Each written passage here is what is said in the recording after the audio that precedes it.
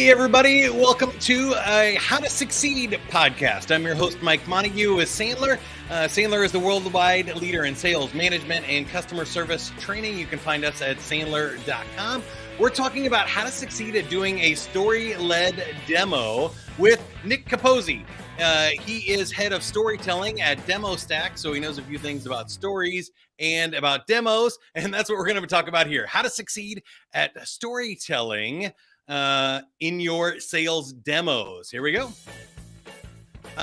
Okay, now, what I wanted to ask you, Nick, here, starting off is, why is storytelling in demos most important? Why is this your thing?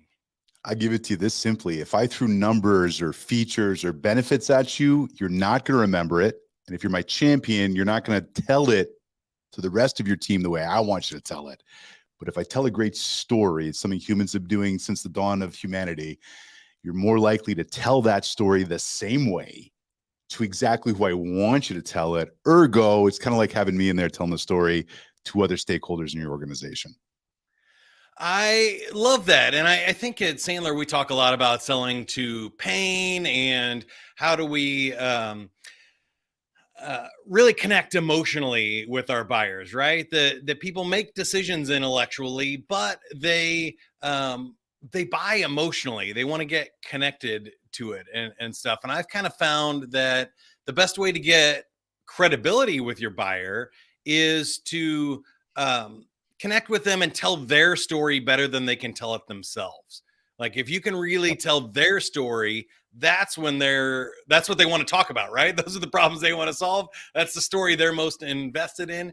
Even when you're telling a third party story about somebody else's, life, career, similar circumstance, it's helpful, but not as quite as powerful as when you're telling theirs. Can you talk a little bit about your attitude around storytelling and how you maybe craft a good story or anything? Absolutely. I think what's really important is that, and I see this every day. I don't see this sometimes. I see it every day. We still talk like we're the hero of the story. It's about our product, our feature, our benefit, our tech, our solution. The buyer doesn't care about that. What the buyer cares about is their pain point and the solution that we're actually trying to solve. So you have to make them the hero of the story, the hero of the journey. And when you tell a really good story, Mike, what you're actually doing is pulling someone from the other side, from the audience, and pulling them onto the stage next to you. And if they can visualize themselves using your product because they're standing next to you, they're more likely to, one, get excited. And if they're more excited about it, they're more likely to pull in other stakeholders. And if you do that, you're going to get better deal velocity throughout the entire sales cycle. I think that is huge. And we had a question here from Markle. He just asked, is this recorded? This is the first one we're doing live. So if you guys like it, chime in. You're watching right now. Post a comment in LinkedIn, Facebook, or YouTube, and we can pop you right into the comments. If you're listening to this recorded on the podcast stream, we are doing these live now. So you can go to YouTube, subscribe to Sandler, and check out these live. But I think it's way more fun to do live, Nick, because we can work these into our stories that we're telling. No, absolutely. And I just want to say, Mike, I'm super excited. I'm the first guest you're having on for a live. That's pretty exciting. Yeah, something new this year. It's gonna be fun. So I'm wondering, again, going back to the attitude part, where do you think the common misconceptions are when people try to tell stories? Where do they mess it up? Where do most salespeople go wrong? So other than what I just talked about, making your prospect the hero of the story, I think what we do very often, and at DemoStack, we're a pre-sales solution. We help you democratize demos. So anyone can do a demo in your organization, but we still deal with a lot of pre-sellers. And I find that when it comes to, sales engineers or people with that kind of tactical mind, they speak very technically. And the person on the other end might not be a technical person. So we get lost in kind of our jargon and our words, but does it actually relate?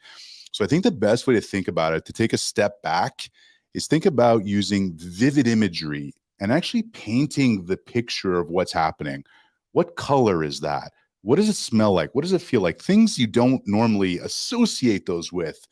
But if you can think about those things that way, you're more likely to take your prospect's pain point and lay out a really vivid image of their problem. and how you can actually be the solution. And I'll go a step deeper, Mike, if I may. The best way to actually activate this, it's one thing to talk about it in theory, but it's one of the best tips that frankly I have that I've helped a lot of sellers with this year or last year. And I think the best way to look at this is go for a walk after work, or if you're listening to this as a podcast, what do you see in your neighborhood? You see a tree. What kind of tree is it? What does the bark look like? What is the color of that bark? Like literally is it white bark or is it like a taupe, right? If you're looking at an aspen tree, and look at how the bark actually curls up at the bottom. What does that look like? What can you associate that with? I'm just talking about a tree. I'm just talking about the bark. Frankly, we talk about the leaves. Is it a waxy wide leaf like maybe you're in Florida? Or is it maybe a dry brittle leaf like you're in Colorado? And what do the veins look like in that leaf? The more it might seem like a small thing or something is that even worth the time? But when you really get vivid and literally truly paint a picture of what you're trying to relay, they're more likely to absorb it and they're more likely to be engaged in that moment, which is what you want, right? Yeah, I think that's awesome. Specificity is always great. We talk about this when you're telling your company's story in a 30-second commercial pitch or anything. The more relevant and specific you can make it to your audience, but also to what you do, the more interesting it is, right? If we're like, oh, we started a company and we sell things, well, that's true. It's not a very interesting story. We don't know what you sell, who you sell it to, what it does, but the more specific you make it, and you say, I make, really cool blue hats for storytellers, then you're like, oh, let me pay attention to that. That's something interesting, right? Is That this a you can grab cobalt on. blue, Mike, or is no? I'm kidding. Yeah, exactly. So I love that. I wanted to ask you, because you talked about the different parts of the process, about behavior. How do we do the right thing at the right time? I'm imagining that stories can be applied early in the sales process, like you said, pre-sales. Really great late when you're Yep. doing demos, proposals, presentations. But is there a right time for a story? How do you know when you need to maybe break up a pitch that's getting too intellectual, or figure out when is the appropriate time to tell a story?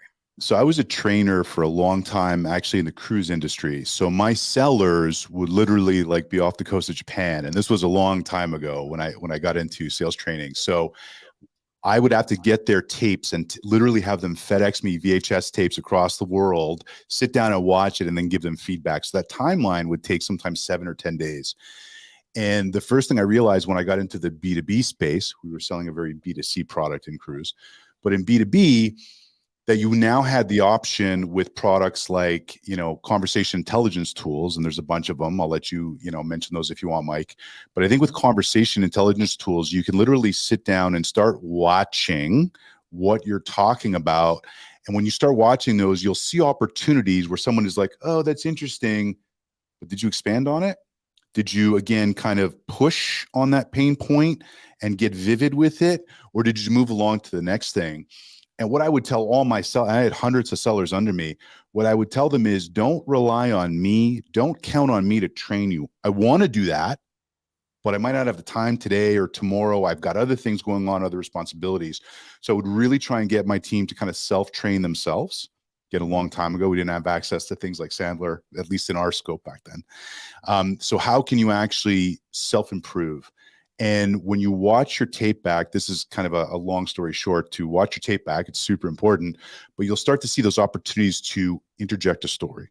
Or when you're watching a tape back, did you tell it? Actually, a great story, a short one, 15 seconds, 30 seconds, and you saw them go, aha, write that down, because you can use that for the next time. And a lot of times we have these great stories or ways that we've positioned something to a particular persona, and then it just falls to the wayside because we haven't gone back and really watched it again and looked at it and committed that to memory. So I'm a huge fan of watching your own tape. I don't know if you can tell. Yeah, well, I love that advice, and it's something we do here at Sandler. Even with the training and coaching that we do, practice is a huge thing. But there's also something about becoming third party. When you're in a sales call, you're in it, you're engaged. We're both Yep. fully present in this interview right now. It's really hard for us to see what's going on, but when we look back at the tape, we can watch it now as a third party and go, ooh, if I was watching another salesperson, what would I recommend they do? And we have a partnership with Gong. That's the one that we like the best for I call like Gong recording. too. We use Gong at DemoStack too. So Yeah, there you go. So it's awesome. You can jump right to interesting parts of the conversation. You can do searches for words or stories. You can tell when your talk time got a little long. I thought that was a 2-minute story. It turns out it was a 7 or 10-minute story that might have been too long for your buyer. And I think there is a lot of interesting things that you can do there. The So other thing I was going to what I add, would do, sorry, Mike, real quick, take the opportunity with Gong and search "that's interesting." And look, you can just go through your existing calls and see those moments where people said, "That's interesting. What did you say?" Right? Sorry, Mike, back to you. I love that. Now, to add on to that is I would clip those out. And like you said, we don't always have time to write scripts, or sometimes when you write them, they're not great, or you come up with a genius attack right when you're on the sales call. Clip out those things and share those recordings with the rest of your team. So especially if you're a sales manager or leader with a lot of salespeople, how can you collect these stories and then share them out to everybody else so you can replicate those best practices? I think that's a huge behavior that will save a lot of people a lot of time and headaches. And I think it's just thinking about telling a story, because when I was in B2C, we were selling high-end luxury goods. So Swiss watches and high-end jewelry, big brands. But you're not thinking about shopping duty-free when you're on a cruise, right?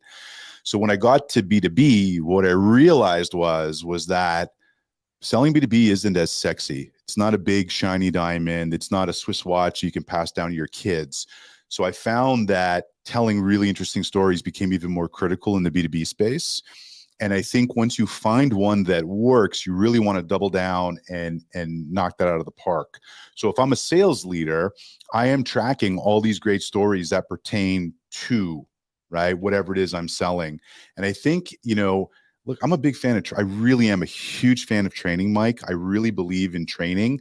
And I think a lot of sellers that I talk to are just not getting the training and leadership that they necessarily want above them. And it doesn't mean that the leaders don't think that training is important. But again, we've got a lot of things on our plate as leaders, a lot of responsibilities.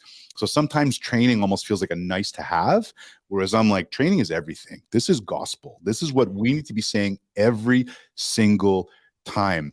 I'll get so into it that I'll even find crutch words for my sellers or negative words. And you're thinking, does it matter if I say can't? Yeah, it does. Because what you do is, it's neuroscience. You turn off someone's frontal lobe, you put them on the defensive. So negative words, can't, shouldn't, even maybe, can turn your prospect off. So huge fan of training, huge fan of collecting stories and things that work, because a lot of times it can be replicated by the rest of the team. Yeah, I think that's great. You can, in Sandler words, we talk about, critical parent messages, like you're saying, you shouldn't should on people, or whenever you tell them what to do rather than asking them a question. Those are great coaching moments when you're looking back at your calls. So I want to build on that and ask you more about techniques here. So in our technique bucket, we're talking about tools, tips, hacks, anything to get better at storytelling. You've shared a few already, but I feel like we should give you a free 30-second commercial here for DemoStack as a tool to help you tell better stories and do better demos that win deals. Tell us about this tool and how does it help? So what DemoStack does is it helps you spin up a tailored demo environment in a couple of minutes. So what you can do is basically anyone on your team can show product faster. And the reality is that products are like really hard to build. It's a lot of work to go in and build a product, but then you can't really highlight it because you have compliance issues and you have, your client's data behind there. So how do you protect that? So what we do is literally clone the front end of your product. So then you can go in and you can make edits and adjustments. So literally in a couple minutes. If I've never tried to sell this to a CFO, I'm always selling to CMOs. Well, now I can do one that's going to be tailored to that CFO persona really quick. And it's just super popular. And in fact, how I started realizing, I do a lot of content for DemoStack. And what I started doing was going through our Gong and looking up these things I was searching. But then I started thinking, what if I look up holy bleep? And how the bleep did you do that? And I was seeing all these sellers or these pre-sales leaders who'd been doing it one way for so long. And now here they are seeing DemoStack take 4 hours of work and put it into 4 minutes. And just seeing that excitement is really, really exciting for them. So you got a great product. You worked really hard on it. Show it off better. I love that. And I love those as keywords to search in Gong. Those are great. We're going to have to add those tags to our list for sure. Now, what about other techniques? You've mentioned some about, getting specific, looking for stories around you. We've talked about collecting other stories. Do you have any storytelling tips or tricks or hacks? Absolutely. So much of telling a great story is just having an engaged audience. So storytelling is the very high level, 30,000 foot view, if you will, of that. But when I realized, so here's what happened. My first client that I had doing demos was a fintech company. And so it was a little bit, proper and I'll say stuffy. And I got onto my first demo and everyone on their side had their cameras off. And I'm like, what's happening here? Like, how is that possible? How am I going to gauge their engagement? Because when I was selling on a cruise ship, I was on a stage with 500 people. If I couldn't read that body language, I was dead in the water, right? I had to know that they were reacting to what I was saying when I wanted them to react. So I think body language and how you speak. So here's 2 great tips. First of all, body language is critical. And as you can see, I'm using body language right now. I'm constantly moving. I'm a big hand talker, so I always tell people if you're a hand talker, that's great because it's great at accenting points, but tie your elbows to your body. You also have to lift that microphone out of the way. If you're watching on YouTube or Facebook right now, exactly. You can tell. You got to get those out of the way. You don't want cords and microphones to knock over in front of you. But watching, real quick, I'm going to say you want to know your demo, like your national anthem, up, down, left, right. You want to be able to click and know where that click spot is without looking at it. Because I want to be constantly looking at my audience to make sure I'm getting their cameras on. And watch them when you have them engaged. They'll go from camera off to camera on. So body language is really key. The other, when it comes to demo, or this also applies to cold calling or any kind of interaction that a seller is going to have, is tempo, pacing, and when to pause. And the reason that's so important, I love the neuroscience of it. Mike, have you shopped for a new car in the last year by chance? I have not. No, I've had I like the paid off car. You know what I mean? Fair enough. But you remember when you first bought that paid off car and you were shopping for it and you suddenly saw that car everywhere? Oh yeah, right. But if you ask people that, they're like, oh yeah, it happens all the time. I'm shopping for a Tesla. I see a Tesla everywhere. The reason is that our conscious mind is so overloaded with information. We tell our subconscious mind what's important and what to look out for. So now when we're talking about that Tesla every day, we see it every day. The same thing happens when you're speaking. The reality is 9 out of 10 people are going to talk in the same tone throughout. And the problem with that is what you're telling the other person's subconscious mind is that this is not important because it sounds like everything else. But if you play with pace, so sometimes I'll purposely talk a little faster. And then sometimes I'll talk so slow, it feels a little bit uncomfortable. But what I'm doing is a pattern interrupt. And now I'm telling their subconscious mind, you don't hear tone and pace and tempo like this very often. This must be important. I better pay attention. And that is it works for selling. It works for content. Frankly, it works for conversations with your partner back home if you're trying to convince them to have the same thing for dinner that you actually want. So I think that's a really important tip is varying your tone, varying your pace, and you'll know that you're doing a good job with it when it feels so slow or so fast that it feels uncomfortable. So tempo, pace. I love that demo at Sandler. We call that negative reverse selling. It's doing the opposite of what your prospects expect.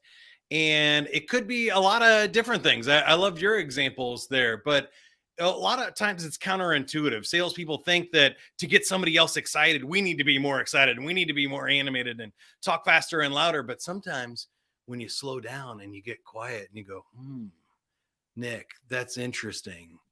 You're really making me think here. It makes them lean in to the conversation and join in more than trying to push back or hide from that hyperbole that is coming from a typical salesperson. Absolutely. And again, this is one of the things, if I'm a sales leader, I'm training on that specific skill because again, a more engaged prospect becomes a more excited prospect. And at the end of the day, Mike, we're all selling widgets that our competitors are also selling. But if you get someone excited, you're more likely to build a champion on their side quickly. And there's a lot of times where I've wound up in the top 3 where they eliminate the other 7. And maybe I shouldn't have been in that top 3, but I was, because I had an engaged prospect on the other side. Love it. Once again, we're talking with Nick Capozzi from DemoStack. He is the head storyteller over there. Go to demostack.com for more information. If you want to learn more about Sandler, it's pretty easy too, sandler.com. We both got the good domain names. Okay. Now I want to learn a little bit more about you, Nick. I'm interested at this point in your career. How do you define success for yourself? You know what's interesting? I've had a really unique background. I was in radio and television. One day at a party, someone said, "Can you do that radio thing on a stage?" Stepped onto a cruise ship in Miami, and then kind of wound up in tech by accident because I started creating content and posting on LinkedIn regularly. So I kind of look at it like I'm playing with house money at this point. I'm in my mid 40s. I've had a lot of what I view as success. So at this point, I just like doing things that are fun, and things that are fun to me are I get excited about things, and I get excited about a product like DemoStack because there's a real need for it, and I see people's reaction to it. So, I think at the end of the day, Mike, things that get me excited are helping people develop skills that give them more confidence, right? I'm still a trainer at heart. I've always been a trainer.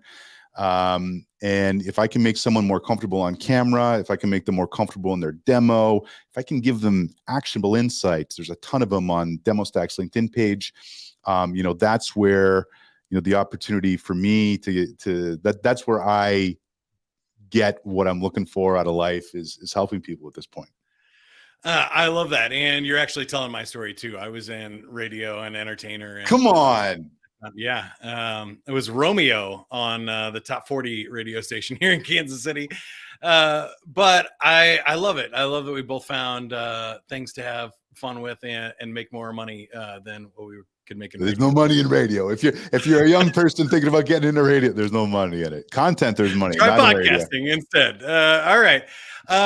Now, was there a biggest failure or lesson learned in your career, like a hurdle you had to get over in order to be successful? So many. I mean, I'll tell you, the biggest one for me was when I went as a radio guy and got on a stage. I didn't know anything about selling. I had never sold anything in my entire life. And the reality was there was no enablement. I mean, we're talking 99, 2000. I'm in the middle of the ocean, no one there to train me on product. So, that's when I became a big fan, and I started, documenting my own process and my own learnings for myself. But then they realized that I got pretty good at training other people. And it was because I had built out this process, or I had this framework of what worked and what didn't. So, I think the best way to look at it is, when you're helping people and you're actually truly giving value, you're going to have more success. Yeah, I like that. Now, do you have a favorite quote, motto, or mantra? Iron sharpens iron. And I posted that on LinkedIn before, and I've got some pushback on it. But here's what I'm not telling you to make faux friends with the best and the brightest, but there is something to what rooms are you hanging out with? Who are you hanging out with? Who's motivating you? I mean, when I kind of wound up in this LinkedIn world and I started hanging out with all these people who were so driven and motivated to the point where they were trying to build their businesses by creating content, and I started finding them and they started finding me, suddenly I was in different rooms on a much higher level. And, I'm a big fan of being around the best and brightest. And that applies to work, but that applies to your hobbies, to, I live in Arizona, we hike a lot. So I want to hike with the best hikers because I want to learn new techniques. I'm trying to better myself. So big fan of iron sharpens iron. Yeah, I like that a lot too. And I think it just makes sense. When you play up a level, you force yourself to grow and get better. When you're playing down and playing small, you can phone it in. You're not challenging yourself to really go for it. So again, I appreciate you being on the show here, Nick Capozzi. Go to demostack.com for more information. I'll give you one last swing at it here. Anything that I missed, I should have asked, anything we need to know about DemoStack? If you're a sales leader, sit in on those conversations, sit in on those gongs. You have to do it. Find the time, make it happen. And it is such a missed opportunity. And the reason I know it is because I have sellers calling me every day for advice on this. And I'm like, who are you talking to? They're like, well, I'm not getting this from my leadership. So if you're a leader, make sure you're hammering what you believe to be the best ways to sell to your team.